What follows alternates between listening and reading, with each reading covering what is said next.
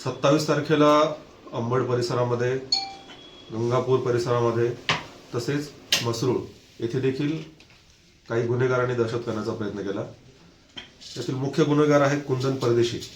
याने सुरुवातीला मसरूळ येथून एका व्यक्तीकडून बळजबरी त्याची एक गाडी ताब्यामध्ये घेतली। त्या गाडीमध्ये त्याचे साथीदार भरले। त्यानंतर त्याने त्याच्या साथीदारासह तो अंबडच्या हद्दीमध्ये सिडको गेला। त्याने तिथे पण दहशत केली, तिथे गाड्यांची तोडफोड केली आणि काही व्यक्तींवर जीवघेणा हल्ला केला। त्यानंतर तो गंगापूर परिसरामध्ये आला, कोल्हापूरच्या परिसरामध्ये। तिथे पण त्याने एका चहा व्यावसायिकावर हल्ला करण्याचा प्रयत्न केला।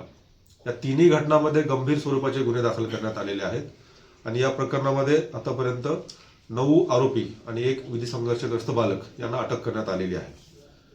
विशेष म्हणजे या आरोपींना अटक करण्यासाठी स्थानिक पोलीस स्टेशन तसेच गुन्हे शाखेची सर्व पथकं यांनी संयुक्तपणे कारवाई केलेली आहे। गुन्हे शाखेचं युनिट 1चं पथक, गुन्हे शाखेचं युनिट 2चं पथक, गुन्हे शाखा अंबड पथक, याशिवाय मसरूळ पोलीस ठाणे, गंगापूर पोलीस ठाणे आणि अंबड पोलीस ठाणे या सर्वांनी संयुक्त कारवाई केलेली आहे आणि या सर्व आरोपींना MP मध्ये पळून जात असताना अटक करण्यात आलेली आहे। या सर्व आरोपींवर गंभीर गुन्हे दाखल करण्यात आलेले आहेत आणि यामध्ये मोका देखील लावण्याची कारवाई सुरू आहे आणि यापुढे देखील जर कोणत्याही गुन्हेगारांनी शहराची शांतता बिघडवण्याचा प्रयत्न केला तर त्यांच्यावर अशीच कठोर कारवाई केली जाईल आणि त्यांना कुठलाही दिलासा दिला जाणार नाही।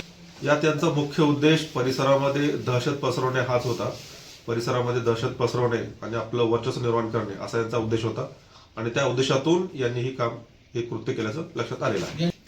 हे जे आरोपी आहेत यांचं गुन्हेगारी रेकॉर्ड आहे। यांच्यावर याप्रमाणेच पूर्वी देखील गंभीर प्रकारचे गुन्हे दाखल आहेत आणि पूर्वी देखील त्यांच्यावरती कारवाई झालेली आहे। हे रेकॉर्डवरचे गुन्हेगार आहेत आणि पुढील हे बराच काळ जेलमध्ये राहतील आणि त्यांना शिक्षाही होईल। या प्रकारे यांच्यावर गुन्हे दाखल केले आहेत आणि तशी कारवाई देखील सुरू आहे।